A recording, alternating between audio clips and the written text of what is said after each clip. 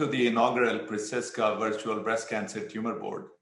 So happy and honored to have our August panel here. I'll introduce them one by one. In fact, they will introduce themselves. First, Dr. Tari King from Harvard. Thank you. Hi, I'm Terry King. I'm the chief of the Division of Breast Surgery at Brigham and Women's Hospital and Dana-Farber Cancer Center. I enjoy taking care of breast cancer patients, and particularly the multidisciplinary approach that we're able to take, and I'm happy to discuss these cases with you today. Hi, my name is Tom Buckles. I'm the medical director of Scripps MD Anderson Cancer Center in San Diego. I have been at MD Anderson in Houston as a radiation oncologist for 20 years, and I specialized in breast cancer. Love to participate with my multidisciplinary colleagues in the management and research of breast cancer. Hi, I'm Dr. Bill Gradisher, professor of medicine and chief of hematology oncology at Northwestern University, where I've been for the last 30 years. And I also, along with my colleagues, enjoy taking care of breast cancer patients and the challenges that come with understanding the nuances with each and every case. Hi, I'm Rennie Butler. I'm Associate Professor of Diagnostic Radiology at Yale University School of Medicine and on the medical faculty of Yale New Haven Hospital and Smilow Cancer Hospital. Looking forward to participating in this panel. I really appreciate the multidisciplinary perspective, and I look forward to presenting the imaging findings, which are really a rapidly evolving technology. And so we'll be discussing how that technology can hopefully be more and more helpful as time goes on. Dr. King, let's talk about your 42-year-old premenopausal female. Thank you. Yes. So this young woman had just started mammographic screening at the age of 41. She had no family history of breast cancer, no other risk factors to suggest she needed to start any earlier. And she, in fact, had a normal mammogram right before she turned 42. But she presented to her OBGYN with a complaint of what she thought was a mass in the upper outer quadrant of her left breast. And her OBGYN confirmed this palpable finding, as well as the finding of a left palpable axillary lymph node. So further workup was performed with ultrasound and MRI examination, and we will let Dr. Butler describe those images in a moment. But the diagnosis was confirmed by core biopsy as infiltrating duct carcinoma. This was a high-grade tumor, grade 3, and it was what we call triple negative, or negative for all three of our markers: the estrogen receptor, the progesterone receptor, and the HER2/neu receptor. And the FNA of the lymph node was also positive for metastatic carcinoma. So in this young woman, we would call this a mammographically occult breast cancer. It was not visualized on the mammogram. It was clearly visualized on the ultrasound and the MRI examination. But this is certainly a situation where we would be thinking about a possible genetic predisposition, even though she has no family history of breast cancer. She is young with triple negative disease and a mammographically occult presentation. All of those should make us consider germline testing. And we will also talk about the biology of her tumor, which makes her a very good candidate for a preoperative therapy. So maybe we can go to the imaging that we have now. Dr. Butler, do you have any comments on these images? Sure, thank you. So I'll start with discussing this ultrasound. We don't have an image of the mammogram available, but it appears as though her breast tissue is likely dense from the ultrasound, and that may be one of the contributing causes of the mammographically occult breast cancer. We know that dense breast tissue can significantly lower the sensitivity of mammography, which can range from higher than 90% in women with fatty breasts to, in some studies, lower than 30% in women with extremely dense breasts. If that's the case, then ultrasound is often offered as a supplemental screening test in most states in the US now. In addition, digital breast tomosynthesis, which I will discuss in a separate video, has shown us that some of the cancers we previously considered mammographically occult can now be seen on mammography that's performed with that technology. It allows us to reduce the effect of overlapping breast tissue that masks cancers, so that we view individual 1 millimeter slices through the breast. And sometimes that reveals a cancer that would have been occult on traditional 2D mammography. So in this ultrasound image, we see the larger mass, presumably corresponding to the palpable mass. And we see a second smaller mass that appears more benign. We assess the likelihood of malignancy based primarily on 3 features on ultrasound. And those features are shape, margin, and orientation. So with this larger mass, the shape is irregular. And the margin is somewhat indistinct and angular. For example, here, we see an example of that angular margin. And the orientation is in reference to the skin, which is the top layer that we see on the ultrasound. And this is taller than wide or anti-parallel to the skin. All 3 of those descriptors imply malignancy. If we look at this second smaller mass, it really has all benign features. It is oval in shape. It's predominantly circumscribed, and it's wider than tall rather than taller than wide or parallel to the skin. However, the proximity to what appears to be the index cancer raises our suspicion for malignancy. It automatically lowers our threshold because proximity to an index cancer is a predictive feature for a satellite lesion. So we would typically biopsy both of these to define the extent. Great. So you will have related videos to explain some of these modalities. So let me get back to you, Dr. King. So based on these imaging study results, what would be your preferred approach? So we felt that she was a reasonable candidate for breast conservation therapy if she were desirous of that approach. We, again, did want her to consider germline testing for the concern of her young age with this triple negative lesion. And the results of those tests may impact her wishes with respect to both the treatment of the index breast as well as the contralateral breast.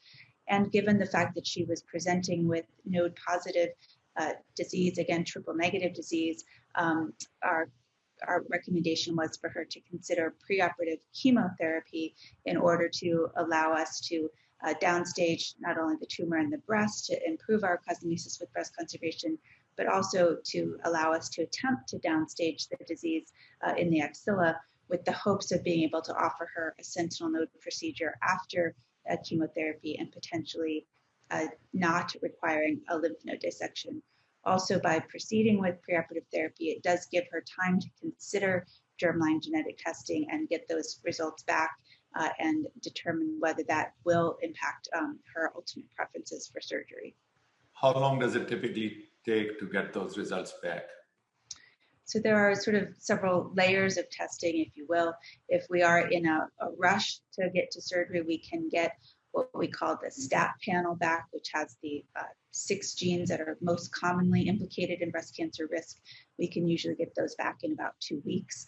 If we do the expanded panel testing, then that can take up to 4 to 5 weeks to get the full panel back.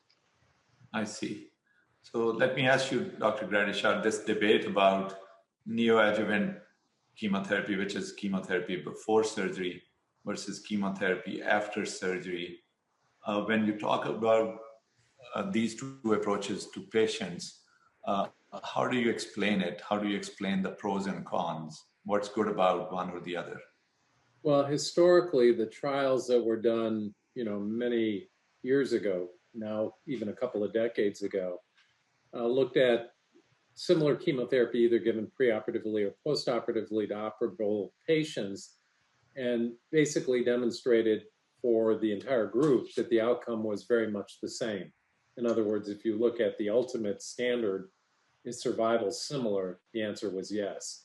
I think we've become more nuanced over time because we start looking at subsets of patients who have different tumor characteristics. And for instance, we know that in hormone-sensitive breast cancer, chemotherapy is not so good. In triple-negative disease, chemotherapy works much better. HER2-positive disease, chemo with anti-HER2 therapy works much better. And the net effect is that you can generate many more patients who have no evidence of disease at the time of surgery, either in their breast or their lymph nodes. And that correlates with longer-term outcome. At least some trials do. So in other words, if you're able to shrink down the tumor or eliminate it, that's a group of patients whose overall prognosis is better than those that do not. And then the other piece, of course, is from a cosmetic standpoint or even a technical standpoint. If shrinking the tumor makes the surgery either easier or the cosmetic outcome more favorable, that would be another reason to consider it. So in triple negative disease, which is a very active area of clinical investigation, we would certainly consider in a patient with node positive disease chemotherapy. There are standard recipes, and there are questions that are being evaluated that call into the equation whether immune therapy could add something in this setting, or whether certain chemotherapy drugs like platinums might have greater benefit to the recipe. And these are things that are ongoing areas of research. Great. So, Dr. Buckholz, what would be some of your considerations if you are sitting around the tumor board table with this type of a case? Well, breast cancer is a very diverse disease, and unfortunately, the biology of this disease is one that we have to take a little bit more serious. I think I'm concerned about cases that present with triple negative disease and positive lymph nodes. My thoughts would be to proceed as along the lines that my colleagues have suggested with systemic treatments first. I think we'd get an indication about the efficacy of the particular chemotherapy. There are now data too that if this proves resistant to the chemotherapy given, there might be alternative chemotherapy that can be given after her surgery. And if she has a very favorable response, as Dr. King says, this may be one where we could allow the chemotherapy to help tailor some of the local regional decision makings, both with respect to management of her axilla and also management of her breast. So I'm inclined to agree with proceeding with neoadjuvant or surgery before, or chemotherapy before surgery. And then I suspect that radiation is going to play a role in the management of her disease, and we would tailor those recommendations based on the final response of her disease to the chemotherapy. Great. So I believe one of your cases that you wanted to discuss was also similar. Could we discuss that case at this point? So Dr. Buckholz, you had a case that was similar. How would you compare and contrast this case and your approach to this patient? This case does sound similar. Again, a younger female who presented with a palpable abnormality in the left upper outer quadrant of the left breast. A biopsy again confirms this infiltrating ductal carcinoma, a high nuclear grade or a cytologically aggressive appearing cancer under the microscope, and the biomarkers confirming again the absence of ER, PR, and HER2/neu, or so-called triple negative. On staging, an ultrasound noted a suspicious axillary lymph node, which was confirmed cytologically with a fine needle aspiration. The patient did desire breast conservation. We would stage her clinically as T2N1. During the workup, tumor marker clips were placed in both the lymph node and in the breast, and we proceeded along the lines of treating with neoadjuvant chemotherapy. We know the outcome in this case. After completion of her chemotherapy, the abnormalities in both the breast and the lymph nodes had resolved. We were thankful that we had marked up the tumor bed with clips such that the surgeon could still identify where the disease was within the breast. Even though the lymph node appeared normal, we also were thankful that there was a marker clip placed within the lymph node at the time of her lymph node biopsy, because we wanted to identify that lymph node too, both in terms of assuring that it was removed surgically and also giving our pathologist the best chance to really carefully examine that lymph node where we knew there used to be disease, and maybe do a more thorough examination pathologically with multiple sections to confirm whether that disease remained or was absent following the chemotherapy treatment. I think in the next slide, we'll show her preoperative images. Let Dr. Butler comment on these. So this is, again, the MLO and CC view. It's a little bit similar to our earlier case. We see an area of increased density that may be best described in this case as a focal asymmetry until we do further evaluation with ultrasound and demonstrate a mass. And on the ultrasound, we again see a lymph node that has a barely perceptible bright center or fatty hilum, suggesting that that fatty hilum has been compressed and almost obliterated by tumor cells. So Dr. Buchholz, anything else? I think now I want to know Dr. King's approach to the local regional management. I think both Dr. King and I are advocates of breast conservation, and it sounds very much as if this is a good case for breast conservation. And we certainly advocate removal of the tumor bed site, inclusive of the preoperative markers that delineate where that is in the breast now that the mass lesion has resolved.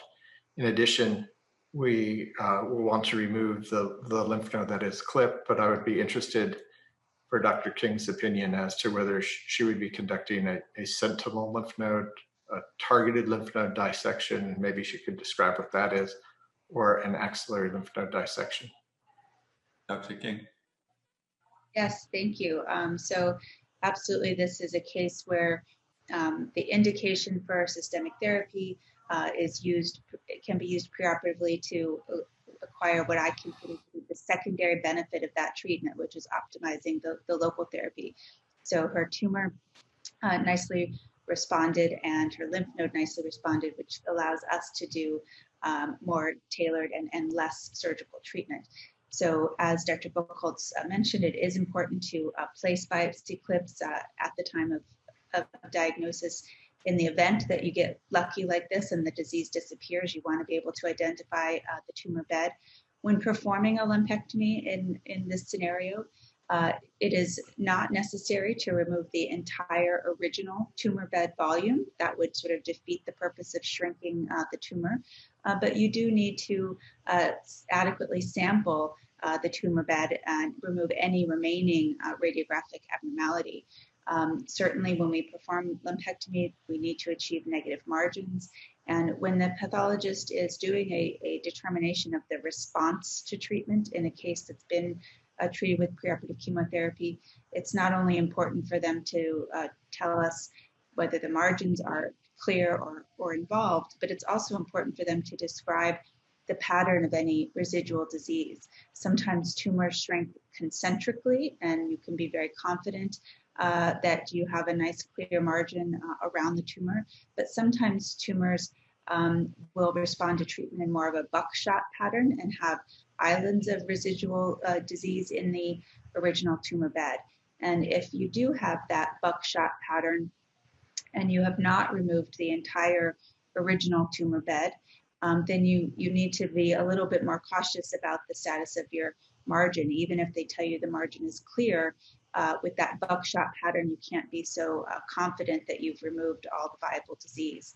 So I absolutely would agree with lumpectomy. I would remove any residual radiographic abnormality. If there were none, then I would perform a sampling of the tumor bed. Usually in a tumor that started out about 3 centimeters in size, we would be removing about half that volume for adequate pathologic assessment, and then paying attention to not only the pattern of response, but also the margin status.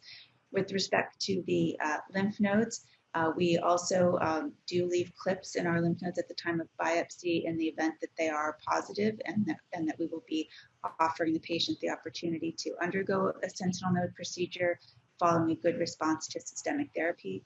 So we would localize the clipped node And we would also perform the sentinel lymph node biopsy procedure.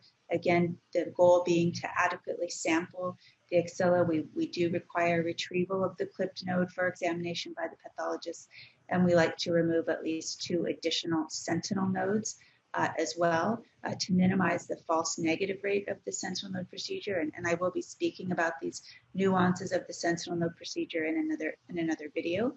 But again, it is a sampling of the axilla, and we want to make sure that the pathologist has sufficient material to evaluate to ensure the response that this patient has had. And if the clipped node as well as the additional sentinel nodes are negative, then this patient would be able to avoid a completion lymph node dissection. If she still had remaining disease, then this patient would be eligible for a clinical trial that's currently enrolling, which randomizes women to completion axillary lymph node dissection or axillary radiotherapy in the context of her comprehensive whole breast radiotherapy. And so we would certainly have discussed that with her preoperatively. If she were not interested in participating in that randomized clinical trial, then any residual disease in the lymph nodes after preoperative chemotherapy should warrant a lymph node dissection. Excellent. It's always great when there's complete consensus of the panel, which seems to be in these 2 cases. Just to complete her local regional therapy thoughts, she did go on to have an excellent response. There was no residual disease in either the breast, and the sentinel lymph node or the targeted lymph node dissection identified 2 sentinel lymph nodes, which were negative. The clipped node was not a sentinel lymph node, but it was removed, and 1 additional lymph node was removed. So she had 4 lymph nodes removed, which were negative. The first generation of doing sentinel lymph nodes in patients with clinically positive disease was a study done by ACOSOG, the 1071 study, and unfortunately did not meet its predetermined success rate for achieving a false negative result. But subsequently, now with assurance that you're clipping the lymph nodes and able to retrieve more than 1 lymph node, now the false negative results in this setting are really quite low. And so we feel confident that she's in an excellent situation where her risk of having any additional disease that would be found in an axillary dissection is really low. Still, the certainty over whether to just treat the breast with radiation or also include additional nodal basins, because she does have an aggressive biology and had lymph node involvement at her diagnosis, is not certain. We think that the response to the chemotherapy is excellent, and we might be able to avoid doing additional radiation to the other lymph node basins, but that too is the subject of a current randomized prospective trial being conducted by the NRG. And so she is a candidate for enrollment, in addition to the breast radiation, to be randomized to receive regional lymph node radiation or just breast radiation alone. That's excellent. And it's excellent when we have important clinical questions being asked in large randomized trials that we all support. And NCCN guidelines on every page say that the best for a patient is on a clinical trial.